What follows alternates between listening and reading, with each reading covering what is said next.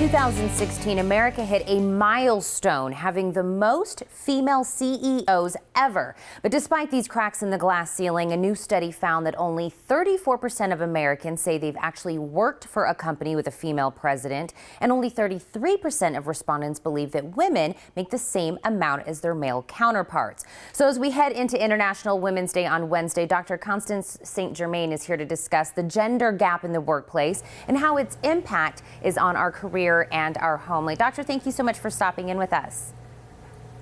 Thank you for having me. Now, that was some good news I said right off the top, but there is still some progress to be made. Where do really you see the biggest gap? You know, the biggest gaps that we see, while women have fared better in the workplace over the past several decades, the biggest gaps are still around pay equality and in senior leadership positions. And just to put things in perspective for you, in 2016, when you look at the Fortune 500 companies, only 4.2% of them have female CEOs. So there's still a lot of work to be done there. Additionally, we know that women are now better educated than they have been in any other time in history, and they're earning more bachelor's degrees than men. Yet they're still only making 83 cents on every dollar. Well, is there, as a woman, is there any strategies that we can incorporate that can maybe help level that playing field? Sure, there's lots of things that women can do. Women can pay it forward by helping other women, especially as they start to advance within an organization. They can serve as mentors and sponsors of other women. They can form invisible networks, I like to call them, both at home and in the workplace, those kind of support systems.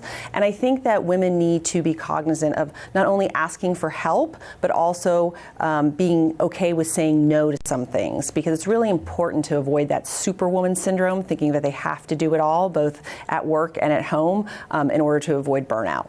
And I think a lot of women right now are nodding, saying that we are that person. So I know we're talking about, the gap at work and pay and things of that sort. What about home? I know you were just mentioning that. What can we do maybe to divide those responsibilities? You know, one of the things our survey showed was that 66% of the women in the survey said that they had primary household duties, and 55% of women in the survey said that they have primary child rearing responsibilities. And I think this has a lot to do with the societal gender norms that are imposed upon both sexes.